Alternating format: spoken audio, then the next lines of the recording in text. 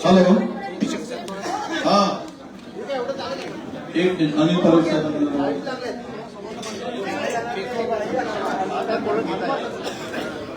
तुम्ही जरा थोडं तुम्ही मागे व्हा तुम्ही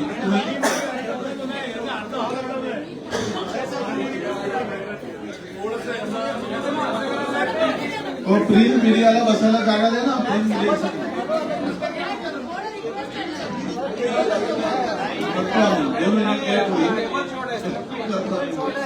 कॅमेरे थोडे मागे घ्या ना आम्ही नेहमीप्रमाणे कॅमेरे मागे बसायची व्यवस्था करतो जरा प्लीज जरा प्लीज तुम्ही थोडे कॅमेरे मागे घ्या आम्ही थांबलो आहे काही घाई नाही आणि पुढे आम्हाला पुढच्या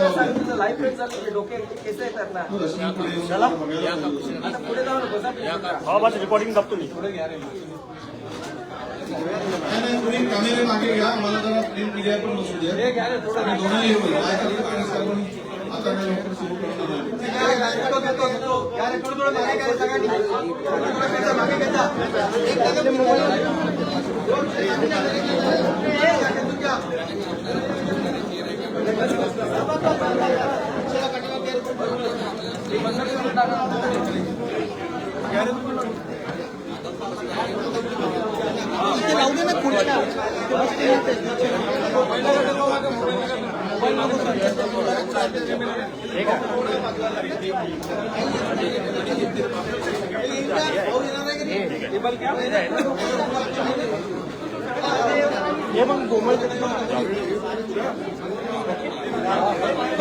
थोडं मागे घ्या आणि एक लाईन खुर्चीची पुढे आणा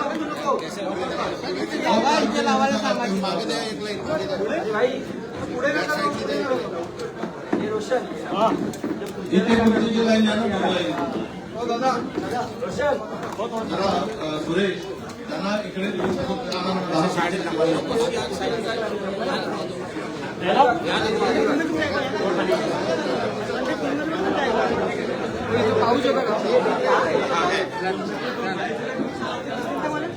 ठीक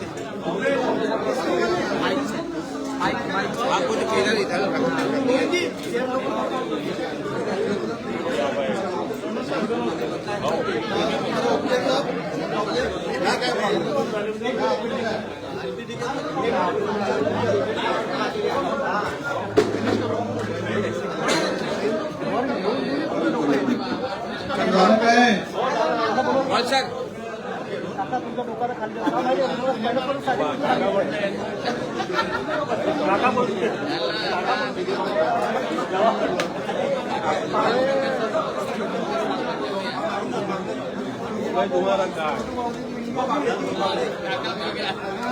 अभी क्या हो रहा है मालूम क्या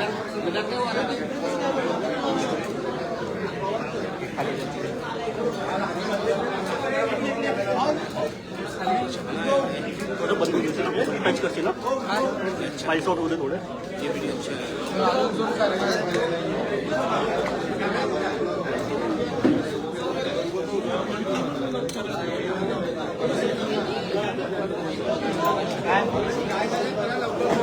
हमारा चालू हुआ ना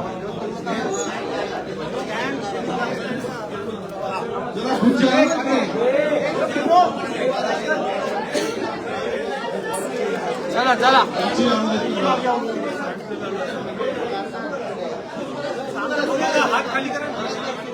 सॉरी सध्या आमच्याकडे खुर्च्याची कमी आहे त्यामुळे समजून आम्हाला घ्यावं आजच्या सुरू करतोय मी आजच्या पत्रकार परिषदेला उपस्थित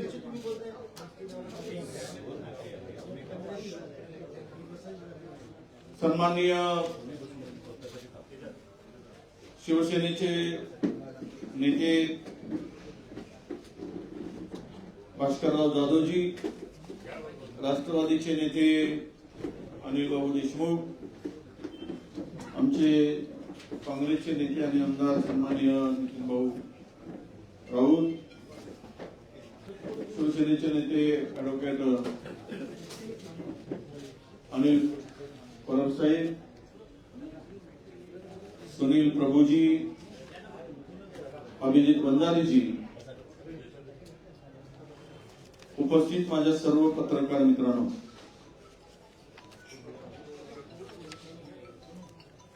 सत्ताधारी पक्षाकडून वैयक्तिक चहा पाण्याचं निमंत्रण काल आम्हाला मिळालं.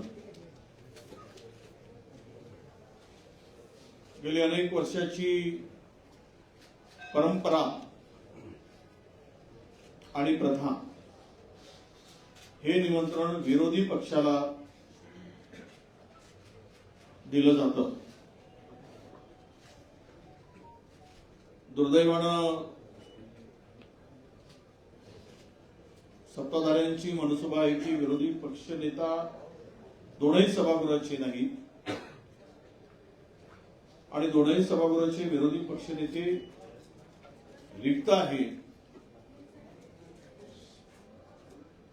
ज्यांचे हे दोनही पद संविधानिक पद आहेत असं आम्ही म्हणतो आणि आहेतच. मुळात दोनही संविधानिक रिक्त पदे ठेवून संविधानाचा वर अविश्वास दाखवणाऱ्या सत्ताधाऱ्यांच्या चहा पाण्याला जाण्याचा आम्ही टाळलाय आणि म्हणूनच आज चहा पाण्यावर बहिष्कार टाकलेला आहे. त्याबरोबर अनेक प्रश्न आहेत. महाराष्ट्रामध्ये दररोज 6 ते 7 शेतकरी आत्महत्या करतोय. शेतकऱ्यांना कर्जमाफी देऊ म्हणून सांगून मतं घेतलीत आणि आता तारीख पे तारीख देत आहेत. जूनचा मुहूर्त काढण्याचं सांगितलं जात आहे, पण शेतकऱ्यांच्या कर्जमुक्तीचा पत्ता नाही. मुळात हे सरकार,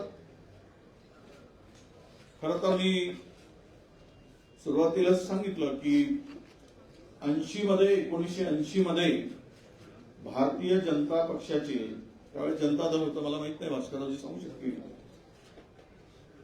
14 आमदार होते. त्यावेळेस सुद्धा विरोधी पक्षनेते पद दिलं गेलं होतं.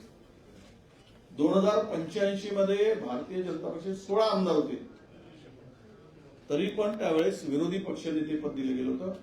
आम्ही कधीही काँग्रेसनी, तत्कालीन आम्ही सत्ताधारी म्हणून, ते संविधानिक पद रिक्त ठेवलं नाही.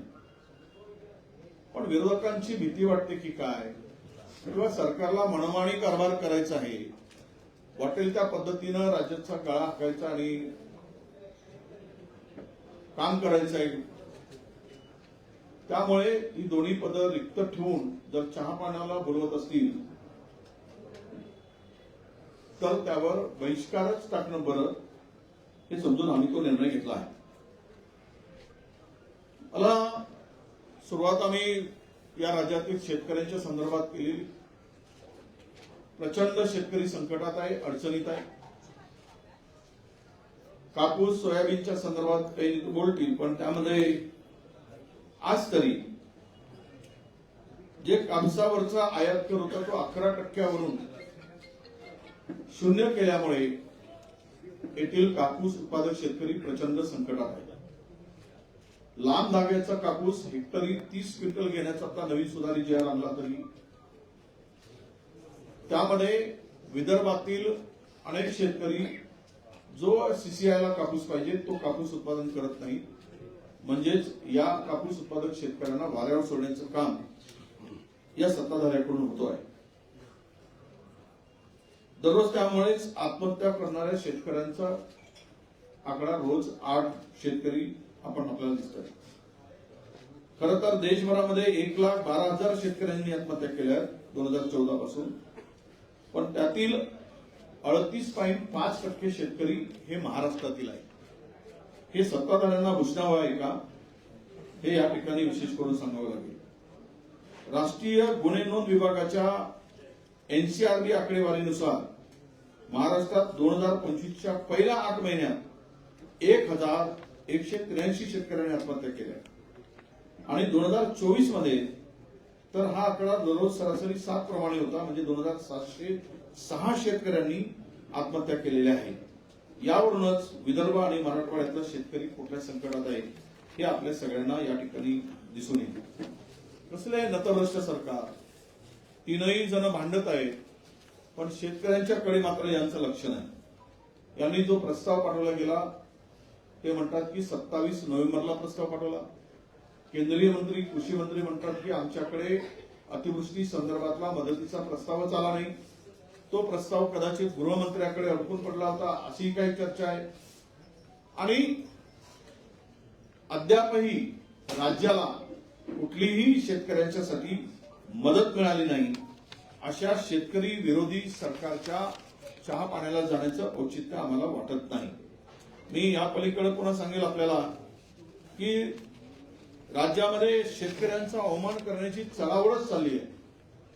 अजित पवार आमचे उपमुख्यमंत्री म्हणतात की हे शेतकरी फुकटे आहे.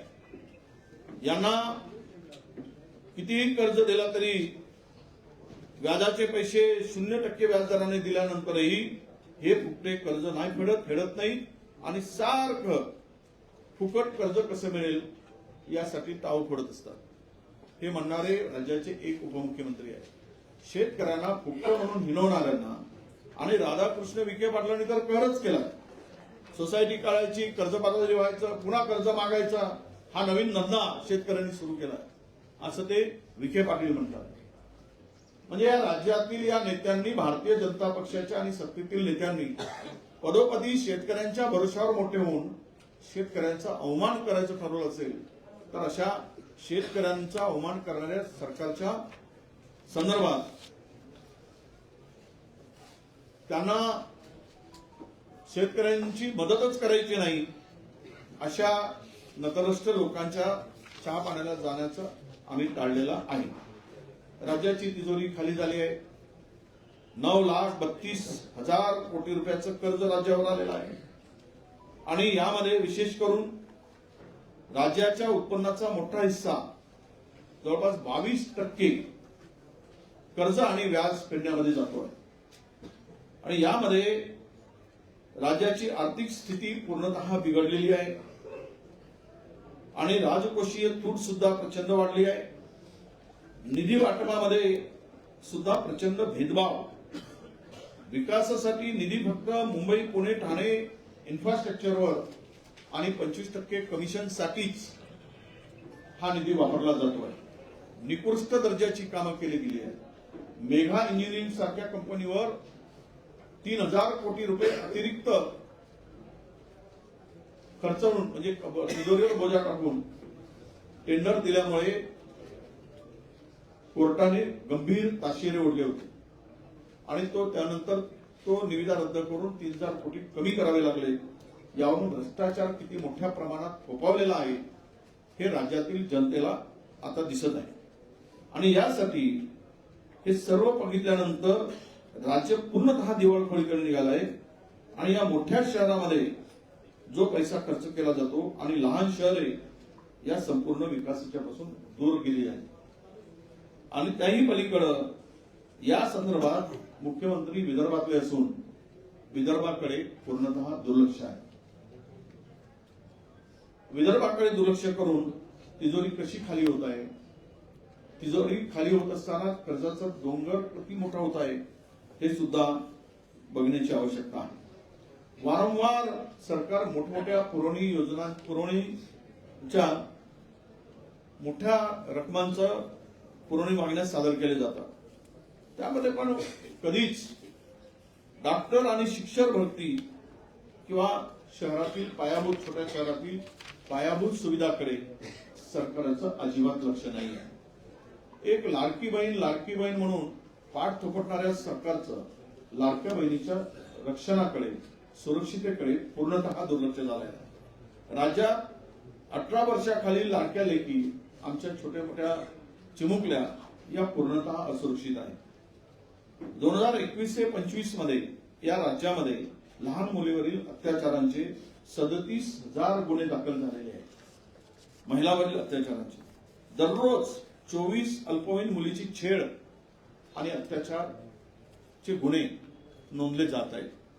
राज्यात सर्वात जास्त अल्पवयीन मुलीवरील अत्याचारामध्ये मुंबईमध्ये तर घटना मोठ्या प्रमाणात आहेतच, पण अत्याचारामध्ये महाराष्ट्र हा आता 1 क्रमांकावर पोहोचलेला आहे.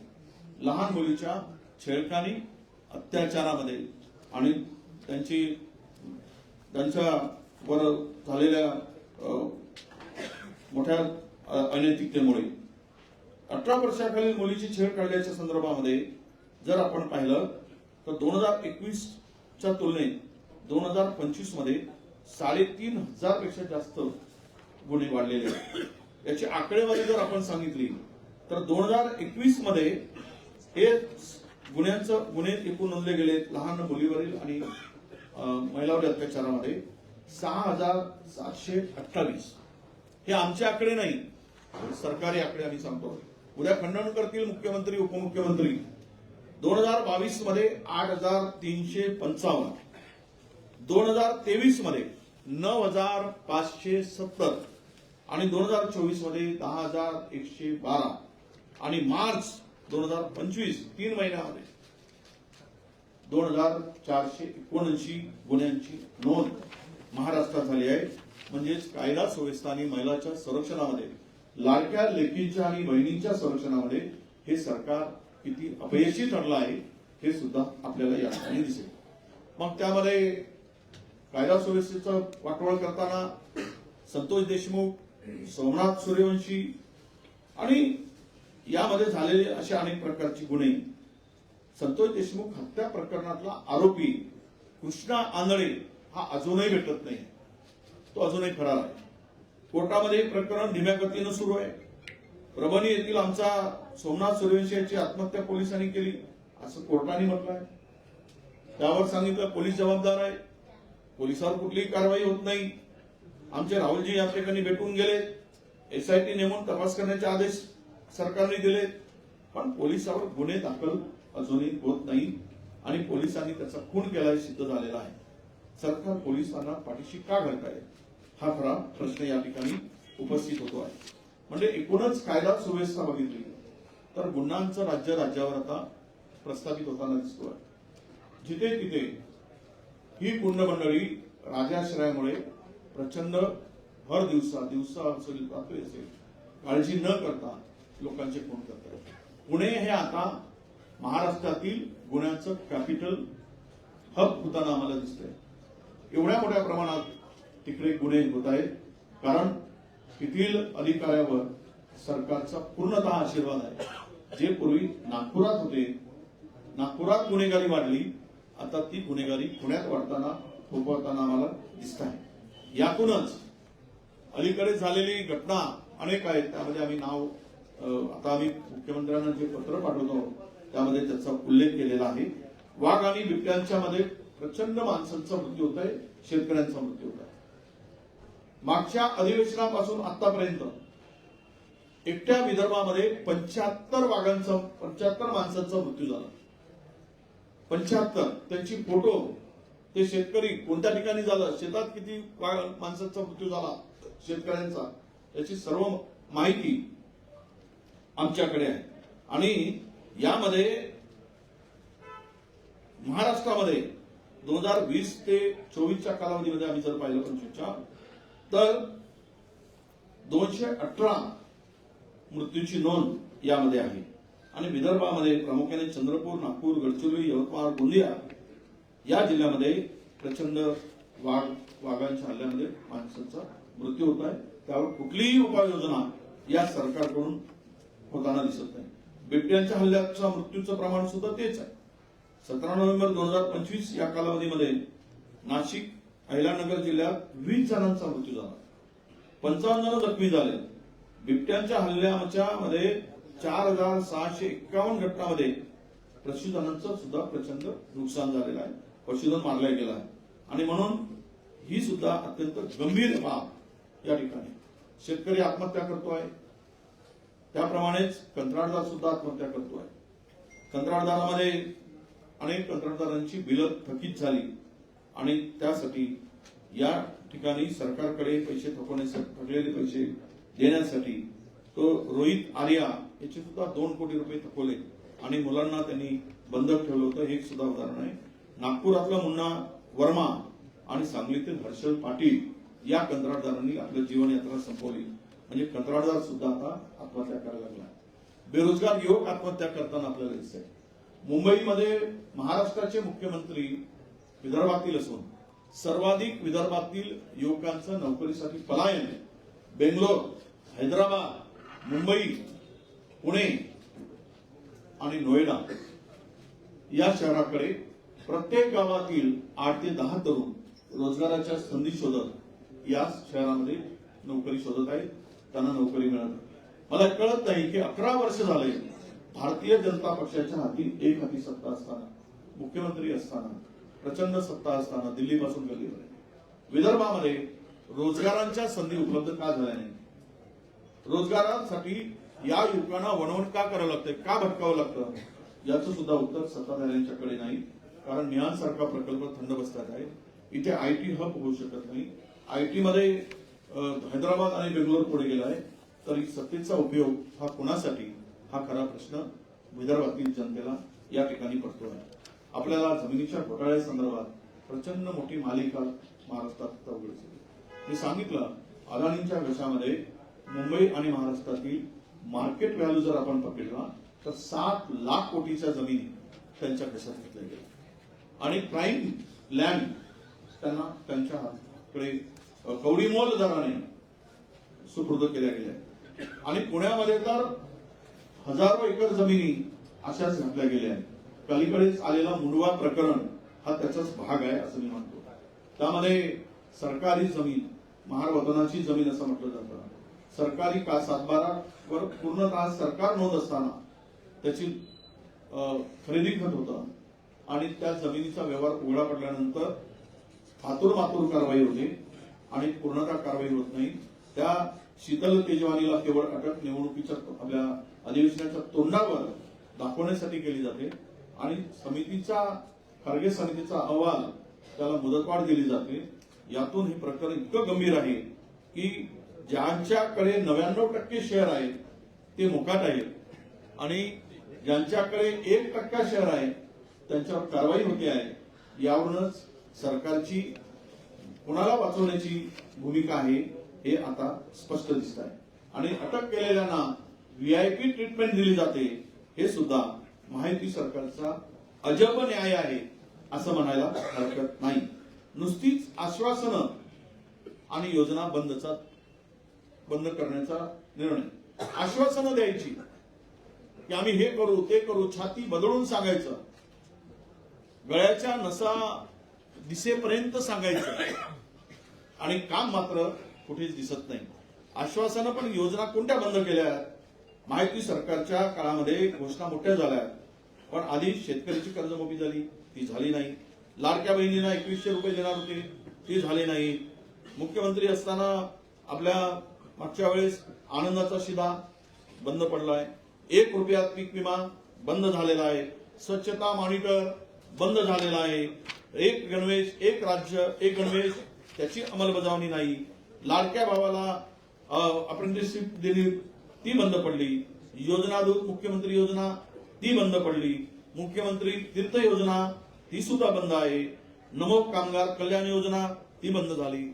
नमो शेतकरी योजना अभियान ते सुद्धा बंद झालं. नमो गरीब व मागासवर्गीय सन्मान योजना ती सुद्धा बंद झाली. नमो ग्राम सचिवालय योजना ही सुद्धा बंद पडली. नमो आदिवासी स्मार्ट शाळा योजना ही सुद्धा बंद झाली. नमो दिव्यांग शक्ती योजना अशी नावं देता की जसं काय उद्धारच उद्धार चाललाय, सगळ्याचा उद्धार करायला निघालाय.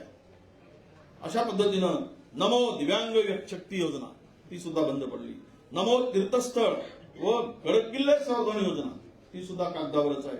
मग या योजनांचं काय झालं? योजना कशाला केली? पुन्हा करत असाल तर मग त्यातून तुम्ही त्या योजना सुरू का ठेवल्या नाही? तिजोरी लुटून खाली. तिजोरीच्या लुटणीसाठीच आत्ताची सध्या भांडणं आहे. निवडणुकीमधला सगळा प्रकार पाहिला आपण. पैशाचा अमाप वापर झाला. आता आम्ही ऐकलंय की त्र्यंबकेश्वरमध्ये एका मताला 50,000 रुपये मोजले गेले. याचाच अर्थ असा आहे की कुंभमेळ्यातला पैसा उद्या मिळवण्यासाठी, सत्ता टिकवण्यासाठी सत्ता हातात ठेवण्यासाठी 50,000 रुपये मोजले जात असतील एका मताला, तर किती गंभीर आहे. म्हणजे मतदान केंद्रावर जाऊन आमदार महिलेला धमकवतात, त्याचा व्हिडिओ शूट करतात. काही कायद्याचा धाक राहिला? कुठे कायदा आणि सुव्यवस्था शिल्लक राहिली आहे? कायदा सुव्यवस्था करण्यामध्ये हे राज्य आता आघाडीवर गेलेलं आहे असं म्हणायला हरकत नाही. त्यामुळे या म्हणजे टीईटी मध्ये असलेला गोंधळ असेल, हे एक आपण पाहिलं आहे. मी आपल्याला या सरकारची सर्व एक बेबंद कारभार, एकाचा पायपोस एकाच्या पायात नाही, एकमेकाशी प्रचंड भांडत असताना राज्याचं वाटोळं करण्याचं काम या ठिकाणी आपल्याला दिसतोय. शक्ती कायदा अजूनही अंमलात आला नाही. महाराष्ट्र कुठे नेऊन ठेवला 1 वर्षात, तर शेतकऱ्यांच्या आत्महत्येमध्ये महाराष्ट्र 1 क्रमांकावर आहे. महाराष्ट्र हा महिलांच्या अत्याचारामध्ये 1 नंबरवर पोहोचला आहे. महाराष्ट्रामध्ये लहान बालिकेवरील अत्याचारामध्ये 1 नंबरवर पोहोचलेला आहे. महाराष्ट्र ड्रग्स मध्ये सध्या 1 नंबरवर आहे. उडता पंजाबची पेक्षा वाईट स्थिती महाराष्ट्राची आहे. कुठेही त्यावर निर्बंध नाही. सर्रास शाळेच्या मुलापर्यंत शाळामध्ये, महाविद्यालयामध्ये ड्रग्स पूर्णतः मुक्तपणे विकला जातो आहे आणि तो त्याचा वापर त्या ठिकाणी सुरू आहे. भ्रष्टाचाराची तर मालिकाच आहे. 1,67,000 कोटीची कामं ही अबाऊत सगळ्या कंत्राटदारांना दिली. महाराष्ट्रामध्ये 9 कंत्राटदार 1,67,000 कोटीची कामं करत आहेत. त्यामध्ये 9 कंत्राटदार सरकारचे लाडके कंत्राटदार आहेत. आता नवीन ही उपाधी सुरू झाली आहे. लाडकी बहीण होती, लाडका भाऊ होता, आता ते खड्ड्यात गेले आणि लाडका कंत्राटदार आता पुढे आलाय. काही कामं 33% अबाऊ दिले गेले. 33% अबाऊ. एटफार मध्ये मॅनेज करून दुसऱ्या कंत्राटदाराला त्या ठिकाणी कॉम्पिटिशन मध्ये भागच घेऊ द्यायचा नाही आणि एखाद्याने चुकून घेतलाच तर त्याला डिस्क्वालिफाय करायचं, त्याला अपात्र करायचं. अशा पद्धतीनं भ्रष्टाचाराची मालिका या राज्यामध्ये सुरू आहे. महिला बाल कल्याण विभागामध्ये असेल, मेळघाट पूरक योजने पोषण आहारमध्ये निरंतर पुरवठा सुद्धा, त्याच्यामध्ये बाल मृत्यूचं प्रमाण मोठं आहे. मी सांगितलं की 0 ते 1 वर्ष वयोगटातील या 3 वर्षामध्ये 45,668 नवजात बालकांचा मृत्यू झाला आहे.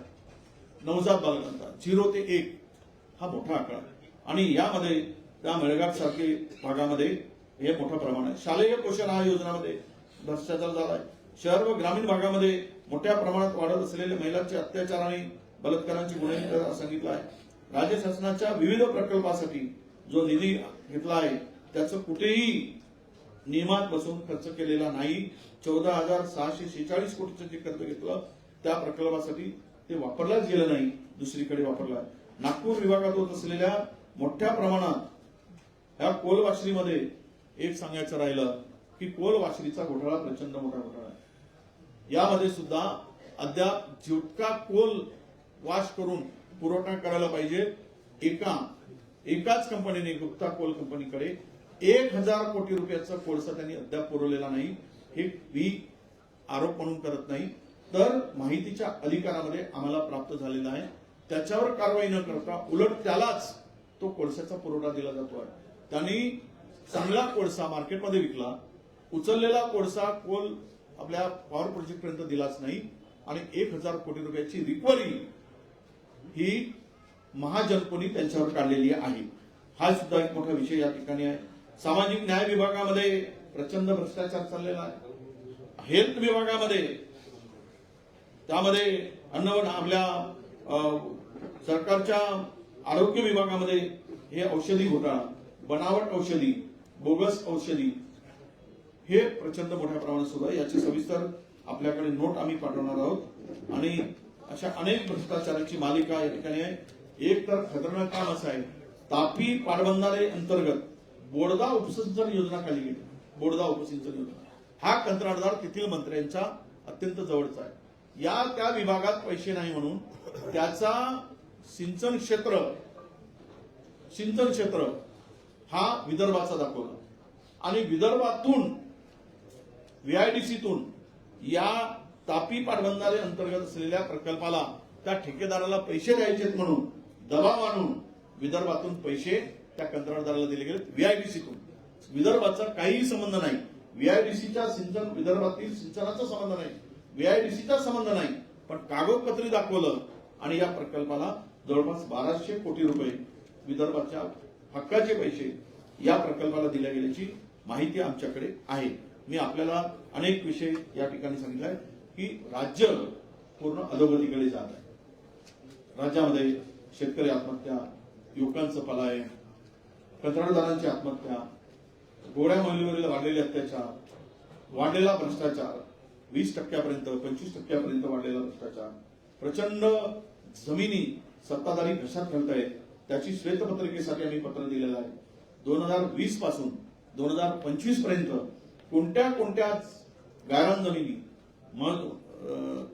गायरान जमिनी, शासकीय जमिनी, विविध विभागाच्या जमिनी, इमारतीच्या जमिनी, वतनाच्या जमिनी कोणाला दिलात, कोणत्या दराने दिलात, कुठल्या उपयोगात दिलात याची श्वेतपत्रिका काढा आणि ते विधानसभेपुढे मांडा म्हणून आम्ही पत्र दिलेलं आहे. त्या पत्राचं उत्तर आम्हाला अपेक्षित, आम्ही ती मागणी सुद्धा श्वेतपत्रिकेची या ठिकाणी करणार आहोत. अशा घोटाळेबाजांचं सरकार महाराष्ट्रात असताना आणि लोकशाहीची बूज राखून, संविधानावर विश्वास न ठेवता, संविधानिक पद रिक्त ठेवून, विरोधी पक्षाचे पद रिक्त ठेवून, एक कल्ली कारभार करून जनतेला भेटीस जाणाऱ्या सरकारच्या चहा पाण्याला न जाण्याचा निर्णय आम्ही घेतलाय. त्यावर आम्ही बहिष्कार टाकलेला आहे. यानंतर सन्माननीय आमचे विषय भास्कर भाऊ आपल्याला आपल्याशी संवाद साधतो. उपस्थित सर्व पत्रकार बांधवांनो, भगिनींनो, आमचे सर्व सहकारी ज्यांची नावं आमचे मित्र विजयराव वडेट्टीवार दिले आहेत, ते सर्व आमच्या विरोधी पक्षाचे सगळे नेते इथे आहेतच. आम्ही का जात नाही चहा पाण्याला, त्या संदर्भामध्ये विजयरावांनी अतिशय खुलाशीवर अशा पद्धतीचं आपल्या सर्वांच्या समोर विवेचन केलेलं आहे. आम्हाला जे राज्याचे प्रमुख म्हणून आणि सभागृह नेते म्हणून ज्यांनी आम्हाला निमंत्रित केलं आहे ते राज्याचे मुख्यमंत्री देवेंद्र फडणवीस यांनी चहा पानाला आम्हाला या म्हणून पत्र पाठवले. पत्र काय पाठवलंय की भास्कर भाऊराव जाधव आमदार पुढे काय लिहिलंय की आपल्या महाराष्ट्राच्या विधानसभेला खूप मोठी गौरवशाली परंपरा लाभलेली आहे. आता ते कुठल्या अधिकारात पत्र पाठवतात, ते कोणत्या कॅपॅसिटीमध्ये आम्हाला पत्र पाठवतात, तर ते राज्याचे प्रमुख म्हणून ते आम्हाला पत्र पाठवतात. मग तशाच पद्धतीनं विरोधी पक्षाचा प्रमुख कोण आहे? दोन्ही सभागृहाला विरोधी पक्ष नेता नाही आणि आम्ही विरोधी पक्षाला विरोधी पक्ष नेत्यांना आम्ही चहा पाण्याला बोलवलंय म्हणून सांगायचं आणि विरोधी पक्ष नेता ही दोन्ही पदं खाली ठेवायची, मोकळी ठेवायची. पर्यायानं ही पदं ही शासन निर्मित नाहीत, ही पदं फक्त परंपरेनं पुढे आलेली नाहीत. तर डॉक्टर बाबासाहेब आंबेडकरांची जी घटना आहे त्या घटनेमध्ये विरोधी पक्षनेता कोण असावा, विरोधी पक्षनेता असलाच पाहिजे, त्याची निवडीची पद्धत ही विधिमंडळ नियमामध्ये सुद्धा आहे, घटनेमध्ये सुद्धा आहे, प्रथा परंपरेमध्ये सुद्धा आहे. आज सगळ्यात काय सांगितलं जायचं की एकूण सदस्य संख्येच्या 10% सदस्य असल्याशिवाय विरोधी पक्ष नेता पद निवडता येत नाही. परंतु ते साफ खोटं आहे.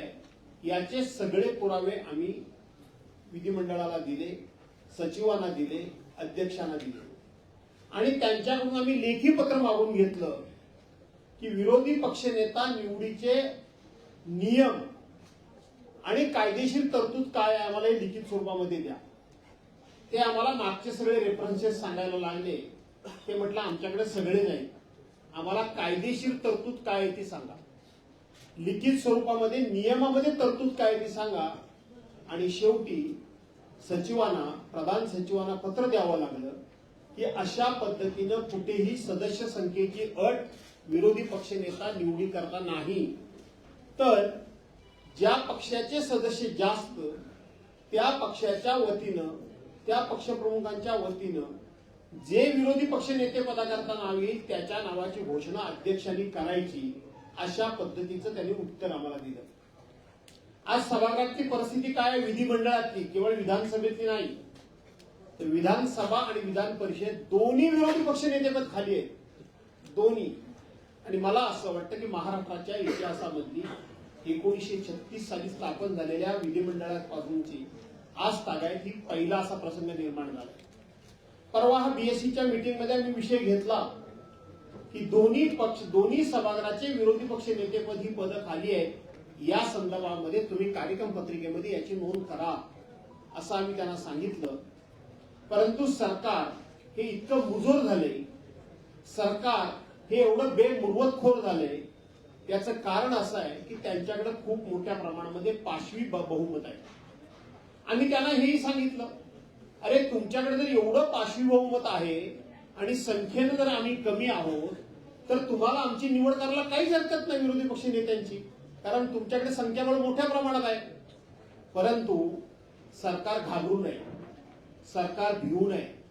सरकारला हे माहित आहे की पलीकडे संख्याबळ जरी कमी असलं आणि आमच्याकडे संख्याबळ जास्त असलं तरी सुद्धा सरकारी पक्षाची पापं मोठी आहेत. सरकारी पक्षाचा भ्रष्टाचार मोठा आहे. सरकारी पक्षामध्ये एक वाक्यता नाहीये. सरकारमध्ये जवळजवळ सगळेच मंत्री त्यांच्या खात्याचे कॉन्ट्रॅक्टर झालेले आहेत आणि वारे माप फक्त आणि फक्त पैसा कमवणं, राज्याची तिजोरी लुटून, राज्याच्या तिजोरीतून लोकांना पैसे देऊन मतं विकत घेणं हा एक कलमी कार्यक्रम आपण करतोय. आणि तिन्ही पक्ष मिळून सगळ्यात जास्त भ्रष्टाचार करण्यामध्ये एक नंबर कोणाचा लागेल ह्या चढाओढीमध्ये सरकार असल्यामुळं, आणि मी हे म्हणतो म्हणून नाही, तर नुकतीच नगरपंचायत आणि नगर परिषदांच्या निवडणुका झाल्या. सरकारी पक्षातले, सत्ताधारी पक्षातलेच आमदार आणि नेते एकमेकावर कसे आरोप करत होते, एकमेकाचे चोरीचे पैसे, ते पैसे कशा पद्धतीनं शूटिंग करून अख्ख्या देशाला दाखवत होते, हे तुम्ही स्वतः बघितलं, तुमच्यासारख्या लोकांनी सुद्धा बघितलं. त्यामुळं आम्ही संख्येनं कमी असलो तरी पापं ह्यांची एवढी मोठी आहे, भ्रष्टाचार यांचा एवढा मोठा आहे की जो भ्रष्टाचारामध्ये सुप्रीम कोर्टाला सुद्धा हस्तक्षेप करावा लागला. सुप्रीम कोर्टाला सुद्धा यांनी दिलेल्या वर्क ऑर्डर कॅन्सल कराव्या लागल्या आणि त्यामध्ये 3 ते 4,000 कोटी रुपये एका कामाच्या टेंडरमध्ये डिफरन्स निघाला. यातून यांचा भ्रष्टाचार किती मोठा आहे. आणि तो जर घटनात्मक दृष्ट्या विरोधी पक्ष नेतेमध्ये घटनात्मक दृष्ट्या पद आहे. काय रे, बॅटरी डाऊन झाली की काय?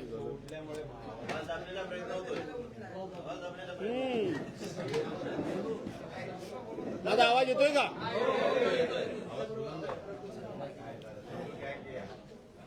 नाही, त्याची बॅटरी डाऊन आहे. आणि म्हणून विरोधी पक्ष नेतेपद हे घटनात्मक पद आहे.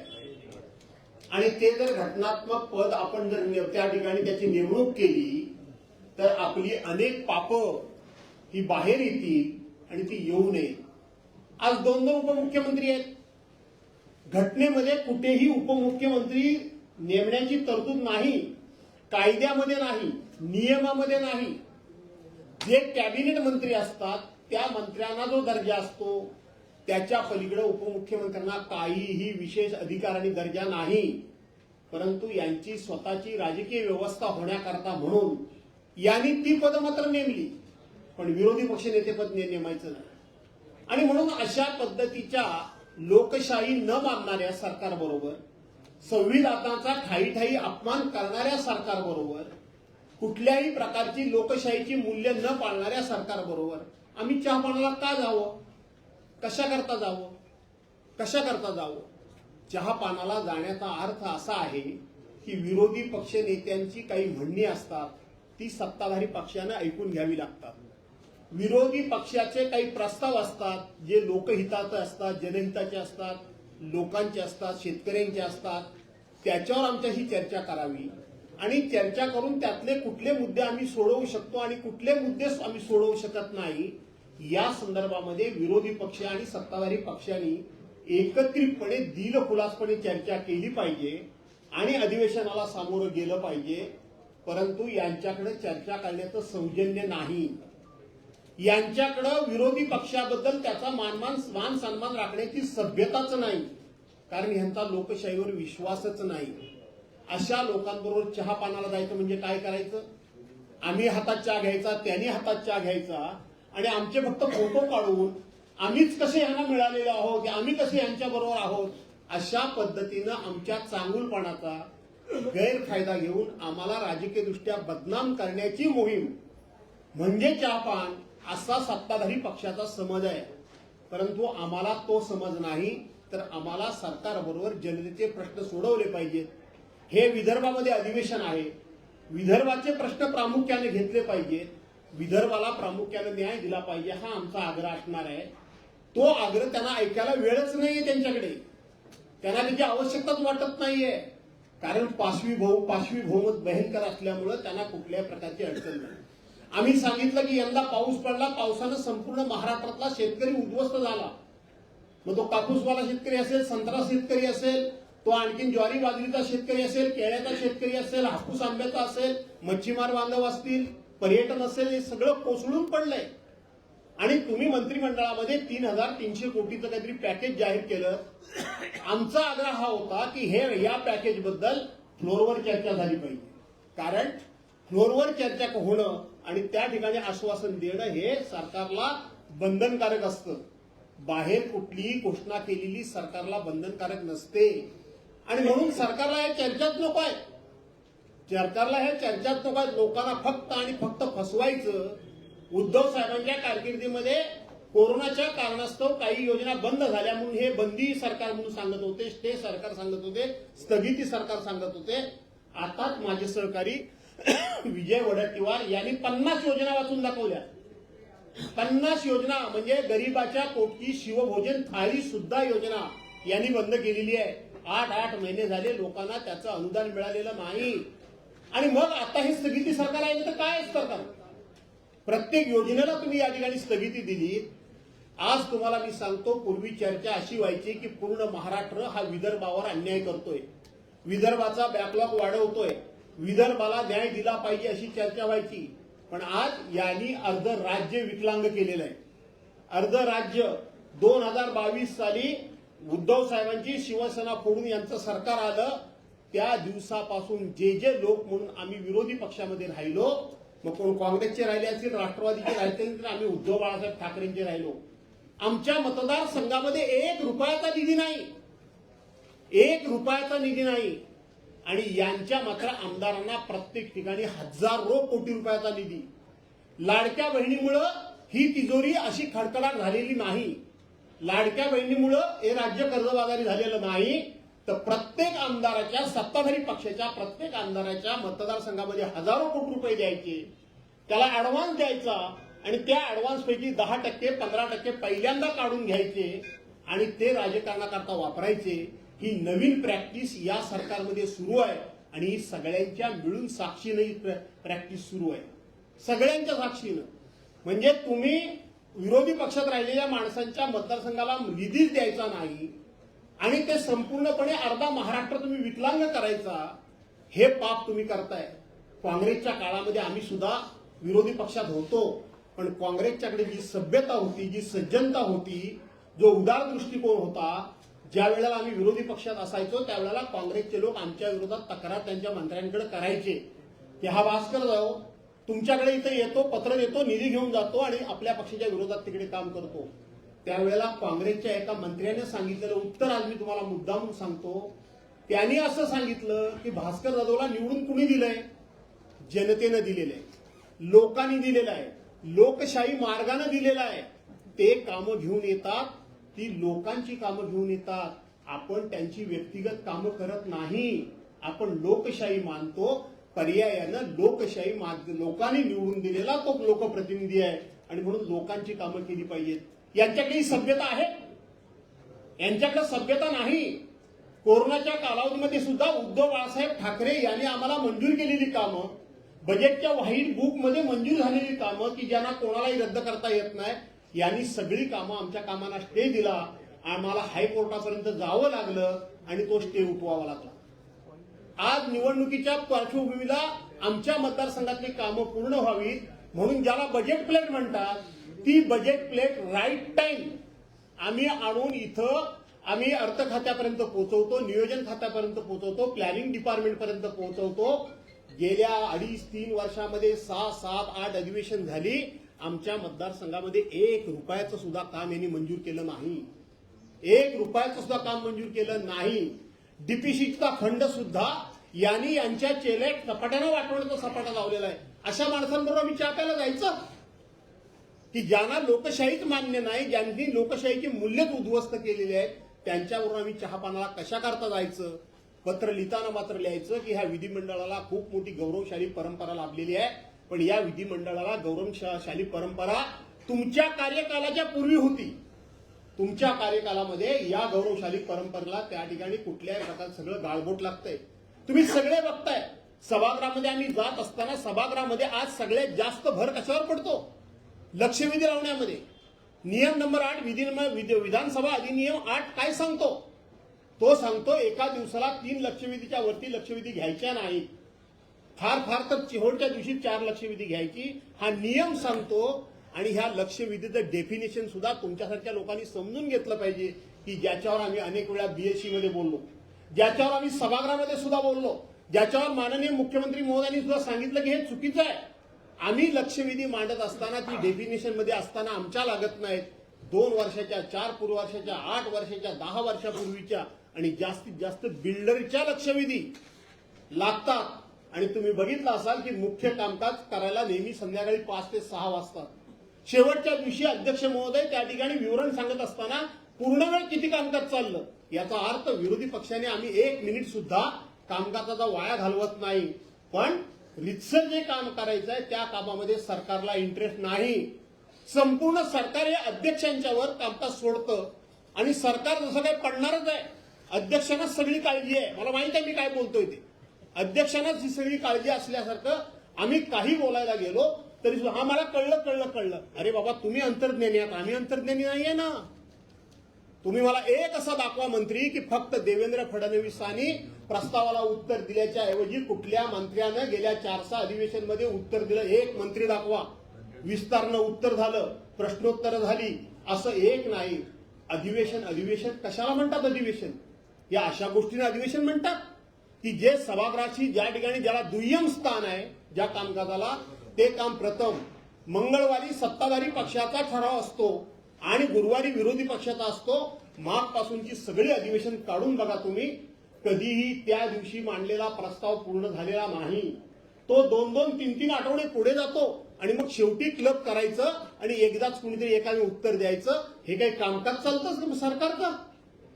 अशा पद्धतीनं सरकार जर कामकाज चालवत असेल तर त्या सरकारवर आम्ही चहापानाला जायचं? आम्ही कसं जाणार? आणि हे सरकारला आम्ही अनेक वेळा सांगून आम्ही दमलेलो आहोत. आणि म्हणून असे अनेक विषय आहेत की ह्या अधिवेशनातून जनतेच्या पदरात काय पडतंय हे जर शोधायला गेलं तर काही नाही. फक्त यांचा भ्रष्टाचार लपवला जातोय. काय होतंय सभागृहामध्ये? इथे कितीतरी तुम्ही सिनियर पत्रकार आहात, आम्ही देखील बरेच वर्ष तिथे आहोत. एखादी घटना घडली तर त्या वेळेला राज्याचे प्रमुख किंवा गृहमंत्री त्याच्यावर कधीही आपलं उत्तर देत नसत, आपलं मत नोंदवत नसत. आज प्रत्येक घटनेमध्ये राज्याचे मुख्यमंत्री आणि गृहमंत्री म्हणून कुणीही काय चूक केली की त्याला क्लीन चिट देऊन टाकतात. काय झालं त्या डॉक्टर फलटणच्या? त्या डॉक्टर गेल्या, त्यांच्या पक्षाच्या माजी खासदारांचं नाव आल्यावर ह्यांनी सांगून टाकलं की ती क्लीन चिट आहे, त्यांचं काही चूक नाही. अक्षय शिंदेचे आम्ही त्या ठिकाणी पाठराखण करत नाही, पण ज्या वेळेला ती शाळा त्यांच्या जवळच्या मातृसंस्थेची आली त्याबरोबर तुम्ही त्याला गोळी घातली. परवांच्या दिवशी आम्ही त्याचं समर्थन करत नाही. रोहित आर्याला तो काहीतरी फक्त स्टेनगन आणायला गेला, का त्याला दायबंदी केलं नाही? का त्याला पाठीमागून गोळी घातली नाही? त्याला ताब्यात का घेतला नाही? तो वळल्यानंतर त्याच्या छातीत गोळ्या घातल्याने त्याला मारून टाकला का? तर सरकार त्याचं देणेकरी होतं आणि म्हणून सरकारचं पाप समोर येऊ नये म्हणून तुम्ही जर पुरावे जर नष्ट करायला लागला, कायदा जर तुम्ही हातामध्ये घ्यायला लागला, तक्रारदार पण तुम्हीच, चौकशीदार पण तुम्हीच आणि शिक्षा देणारे न्यायालय पण तुम्हीच. ही लोकशाही आहे. ही लोकशाही. विरोधी पक्षाच्या लोकांना तुम्ही सकाळ संध्याकाळ प्रत्येक गोष्टीत अडकवतायच. खोटे नाटे आरोप तुम्ही करतायच. आपल्या लोकांच्यावर काहीही तुम्ही गुन्हे दाखल करायला तयार नाही. आणि विरोधी पक्षाचा माणूस बोलला की त्याच्या वेगवेगळ्या चौकशा लावून त्याला नामोहरण करायचं काम चाललेलंच आहे. सकाळ संध्याकाळ तुम्ही विरोधी पक्षाचे पदाधिकारी लोकप्रतिनिधी विकत घ्यायचं काम चाललेलंच आहे. ही लोकशाही नाही, ही लोकशाही नाही. बोलण्यासारखे मुद्दे अनेक आहेत आणि म्हणून या सरकारच्याकडे हे विषय आणि संख्येनं कमी असलो तरी 1000 वेळा मांडून झाले. सरकार बोलतंय एक, करतंय एक. तुम्ही बघितलं असाल चर्चा सुरू झाली की एकच मंत्री कोणतरी बसतो. उत्तर काय येतं चेअरवरून? एक मंत्री आणि कॅबिनेट, तुम्ही कामकाज चालू करा. अरे बाकीचे कुठे गेले? बाकीचे कुठे गेले? वास्तविक जो कोणी चेअरपर्सन असतो त्यांनी हे सगळं सभागृह ऑर्डरमध्ये ठेवायचं असतं, परंतु विरोधी पक्षाच्या कुठल्याच भूमिकेला महत्व द्यायचं नाही यांनी ठरवलेलं असल्यामुळं आणि आमच्या सहकार्याने या ठिकाणी अनेक विषय मांडले. मी त्या ठिकाणी आता पुन्हा जात नाही. त्या फिगरमध्ये, आकडेवारीमध्ये सभागृहामध्ये चर्चा झाली तर आणि तरच त्यामध्ये आम्ही अधिकचा भाग घेऊ शकू. पण हे सरकार संख्येनं जास्त असलं तरी ह्यांची पापं जास्त आहेत, ह्यांचा भ्रष्टाचार मोठा आहे. हे तिघेही एकमेकाला त्या ठिकाणी कट्टू साईज करायला बसलेले असल्यामुळं रोज सकाळ संध्याकाळ दिल्लीला जाणं आणि कोणासमोर तरी त्या ठिकाणी कैफियत मांडणं एवढंच काम या सरकारला शिल्लक असल्यामुळं विरोधी पक्ष संख्येनं कमी असला तरी सुद्धा तो आपल्याला धारेवर धरल्याशिवाय राहणार नाही, तो आपल्याला काट्यावर घेतल्याशिवाय राहणार नाही आणि आपल्या पापांचा पाडा महाराष्ट्रावर येऊ नये म्हणून ते विरोधी पक्ष नेत्यांच्या निवडी करत नाहीये. आणि म्हणून त्यांनी जे बोलवलं ते व्यक्तिगत आम्हाला बोलवलं. प्रथा ही आहे की विरोधी पक्ष नेत्याच्या माध्यमातून राज्याचे प्रमुख म्हणून जसं तुम्ही बोलवलं तसं विरोधांचा प्रमुख म्हणून विरोधी पक्ष नेता असतो. दोन्ही सभागृहाचे विरोधी पक्ष नेतेपदी खाली असली त्यामुळं आम्ही याच्यावर बहिष्कार टाकलेला आहे. आणि त्याचबरोबर जाऊन कुठलीही चर्चा करण्याची ह्यांच्याकडून अपेक्षा नाही. फक्त कडेला चहा घेऊन फोटो काढण्यामध्ये आम्हाला इंटरेस्ट नाही. रोज ह्यांचे फोटो वर्तमानपत्रामध्ये, टीव्हीमध्ये, प्रत्येक जाहिरातीमध्ये बघून बघून आम्हाला सुद्धा आता किळस आलाय. तो पुन्हा त्यांच्याबरोबर फोटो काढून आम्हाला आमचा फोटो काढून घ्यायचा नाही म्हणून आम्ही या ठिकाणी जात नाही. धन्यवाद. दोन्ही सभागृहामध्ये विरोधी पक्ष नेतेपद नाही, कामकाज कसं चालणार हा प्रश्न राम शिंदे यांना विचारला. त्यांनी असं म्हटलेलं आहे, स्वातंत्र्यानंतर सुरू झालेल्या प्रथा आता सुरू असणं अभिप्रेत नाही. तिन्ही पक्षांच्या याच्यावर प्रतिक्रिया तुमची? अजून आमचे भाऊ बोलणार आहेत 2 मिनिटं. मुळामध्ये सदस्य 1985 ते 90 5 वर्ष या महाराष्ट्रामध्ये 3 आमदार असलेला पण विरोधी पक्ष नेता झाला, 6 आमदार पण झाल्या. मृणालताई गोरे असतील, दत्ता नारायण पाटील असतील किंवा अन्य बरीचशी मंडळी आहे किंवा एकच आमदार असलेले रासू गवई सुद्धा विरोधी पक्ष नेते झाले होते वरच्या सभागृहामध्ये. ही मी मगाशी म्हटलं ना की काँग्रेसच्याकडे ही सभ्यता होती, त्यांच्याकडे जो सज्जनता होती, लोकशाहीबद्दल त्यांच्या मनात आदर होता. यांना लोकशाहीच मान्य नाही आणि त्यातून हे उत्तर जर त्यांनी दिलं असेल मला माहित नाही, तर त्यातून हे उत्तर निघालं की स्वातंत्र्यापासूनच्या प्रथा परंपरा सुरू ठेवायच्या नाहीत. कारण यांना संविधानी नको आहे, डॉक्टर बाबासाहेब आंबेडकरांची घटना पण नको आहे, यांना मनुस्मृती पाहिजे. मनुस्मृती, ते मनुस्मृतीच्या विचारातून ही डोक्यातून असली उत्तरं निघतात एवढंच मी सांगेन. भास्कर शेठ, सरकार तुमचं ऐकत नाही विरोधी पक्ष नेता. ह्याच्यावर तिन्ही विरोधी ह्याच्यावर तिन्ही पक्षांचं पाहिजे. नाही, आता या संदर्भात राम शिंदेजी सभापती महोदयाचे जे काही उत्तर आहे, स्वातंत्र्यानंतरच्या प्रथा परंपरा पुढे चालवणं अभिप्रेत नाही हे खरं म्हणजे लोकशाहीला घातक असं उत्तर आहे. आता त्याचा उल्लेख सन्माननीय भास्कर जाधव साहेबांनी केला. ज्यांना लोकशाही मान्य नाही तशाकडून काय अपेक्षा ठेवणार आम्ही?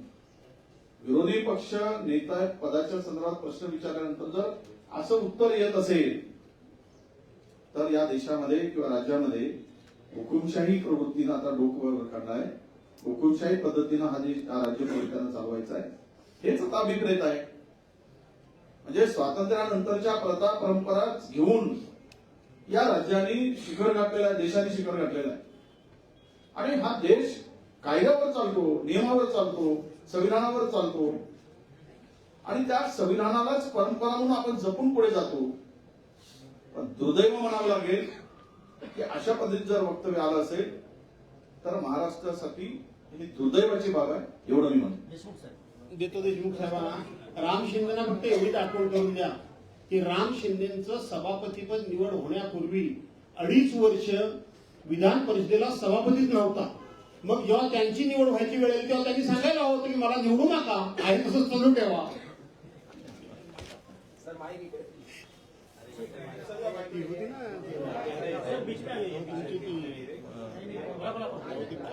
पुढे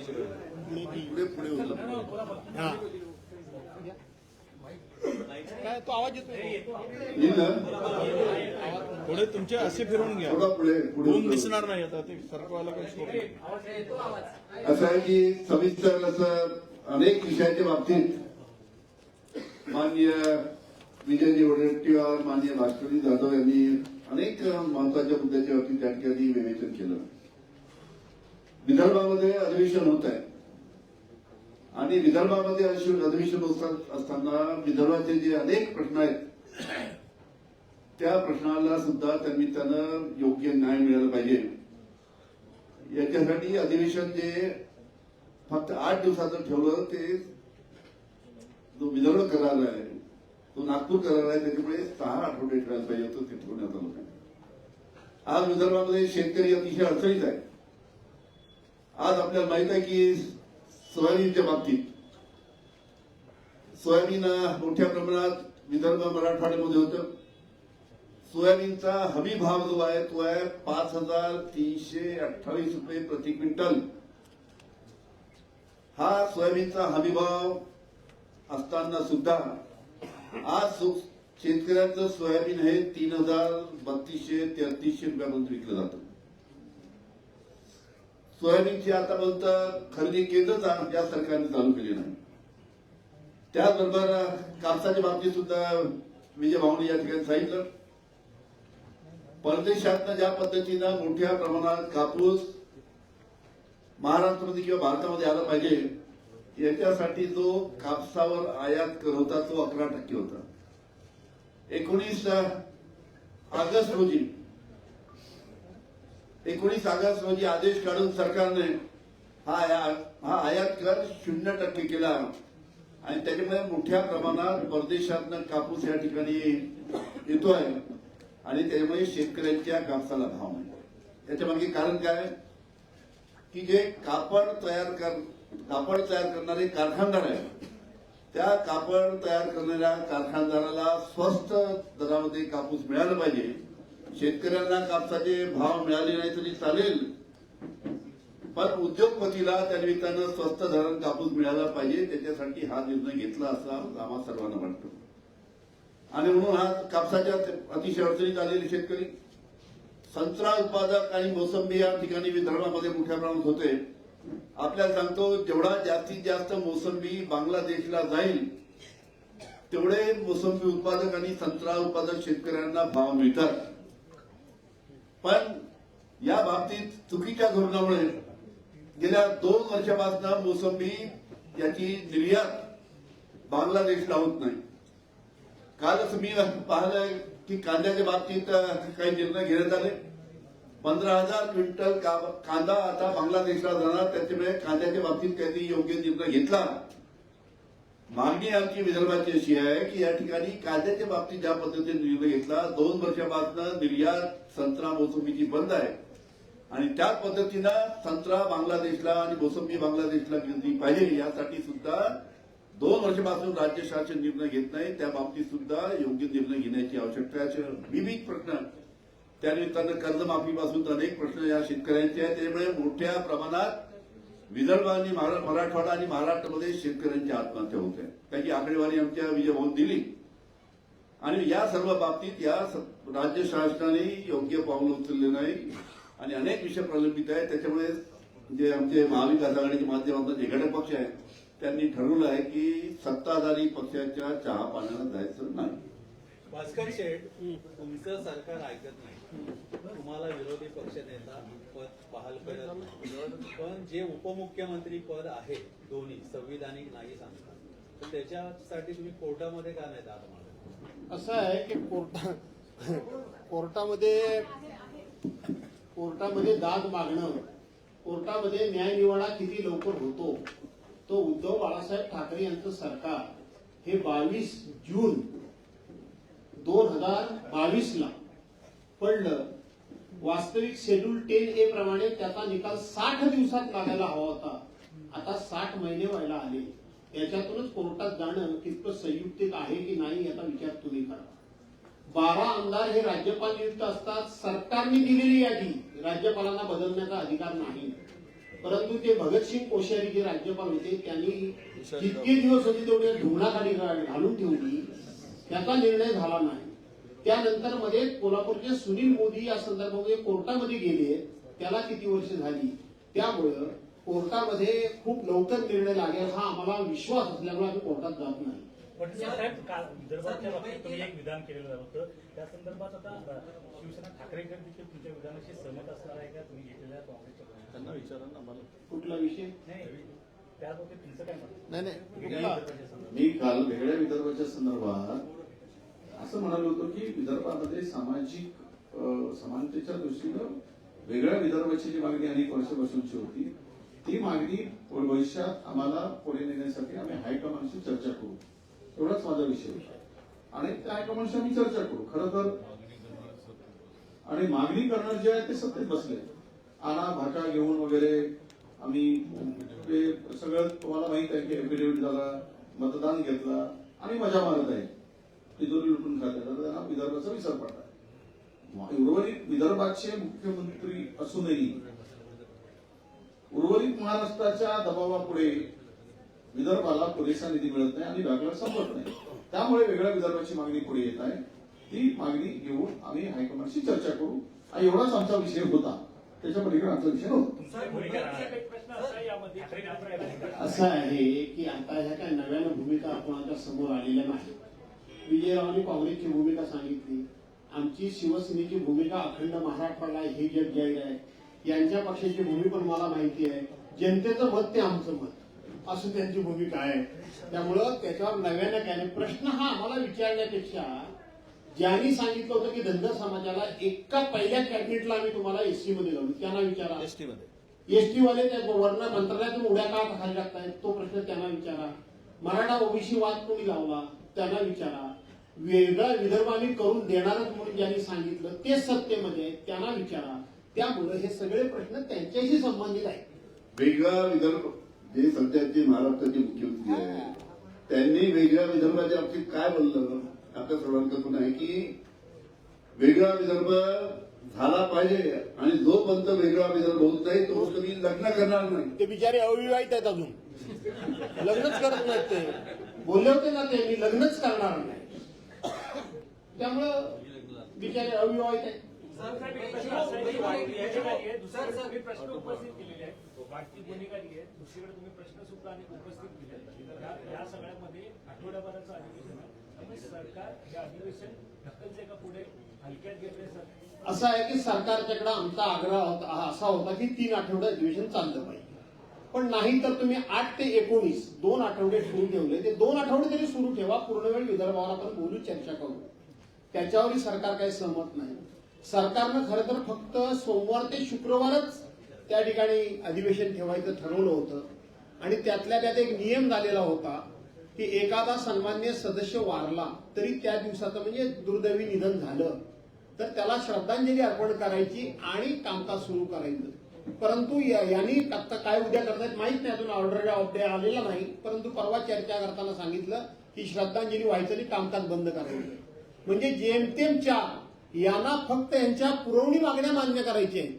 पुरवणी मागण्या मान्य झाल्या की हातामध्ये पैसा आला. मग तो कुठल्या मार्गाने यायचा कसा यायचा त्यामुळे यांना जनतेशी काही देणं घेणं नाही. यांना फक्त आणि फक्त सरकारी तिजोरी लुटण्यावरच जास्त इंटरेस्ट आहे. प्रकरण सध्या गाजतंय याच्या बाबतीत कुठचाही गुन्हा हा अद्याप दाखल झालेला नाहीये आणि याच्यामध्ये गुंतवणूकदार आहे हे राज्यातील IAS IPS अधिकारी आहेत. त्या अनुषंगानं हा प्रश्न तुम्ही या अधिवेशनात घेणार आहात का? असं आहे की अनेक प्रश्न आम्ही घेणारच आहोत. फक्त सरकार ते चालवण्यामध्ये ते प्रश्न ऐकण्यामध्ये किती इंटरेस्टेड आहे त्याच्यावर सगळं अवलंबून आहे. माझा एक प्रश्न आहे. नगरपालिका नगर परिषदेमध्ये जो प्रचार झाला तर त्याच्यामध्ये विरोधकांची जी स्पेस होती ती सत्ताधाऱ्यांनी घेतली. आता येणाऱ्या पुढच्या अधिवेशन काळामध्ये निवडणुकामध्ये काय स्थिती असणार आहे? असं आहे की अशा पद्धतीनं निवडणुकीमध्ये माझ्या आयुष्यामध्ये गोंधळ झालेला मी पहिल्यांदा बघितला. एक तर पूर्ण 35 दिवसाचा कार्यकाल निवडणुकीला दिला गेला नाही. दुसरी गोष्ट 17 तारखेला फॉर्म भरायची मुदत होती. शेवटची मुदत होती. 18 तारखेला स्क्रुटिनी झाली. 21 तारखेला फॉर्म मागे घेण्याची तारीख होती. ज्या दिवशी फॉर्म मागे घेण्याची तारीख असते त्या दिवशी चिन्ह मिळतं. परंतु निवडणूक आयोगानं 26 तारखेला चिन्ह देतो म्हणून सांगितलं आणि त्यांनी आदेश काय काढले की 30 तारखेपर्यंत प्रचार करा. 26 तारखेला चिन्ह मिळाल्यानंतर जे रेकग्नाइज पार्टी आहेत त्यांना चिन्ह माहिती आहे, परंतु अपक्षांना चिन्ह कसं माहिती असणार? आणि रेकग्नाइज जरी पार्ट्या असल्या तरी सुद्धा त्यांचा क्रम त्यांना कुठे माहिती असणार? आणि मग नंतर निर्णय का बदलला आणि 1 तारखेला रात्री 10 वाजेपर्यंत प्रचार करता येईल म्हणून सांगितलं. 2 तारखेला 30 तारखेला पुन्हा 24 नगरपालिकांच्या निवडणुका पुढे ढकलल्या आणि 2 तारखेला मतदान सुरू असताना ऑर्डर काढली की 3 तारखेचा रिझल्ट 21 तारखेला लागेल. त्यामुळं हे सरकार निवडणूक आयोग निवडणुका घेत होतं की सरकारचा त्याच्यामध्ये हस्तक्षेप किती होता हे बघणं गरजेचं आहे.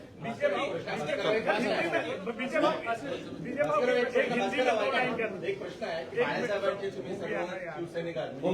अनिल परब बसले आहात, तुम्ही आहात, सुनील प्रभू आहेत आणि जुने शिवसैनिक समजा विजयराव पण आहे. बाळासाहेबांना अशा प्रकारची लोकशाही मान्य नव्हती. हो तुम्ही वारंवार लोकशाही जीवन नाही, लोकशाहीची हत्या झाली, वारंवार हो.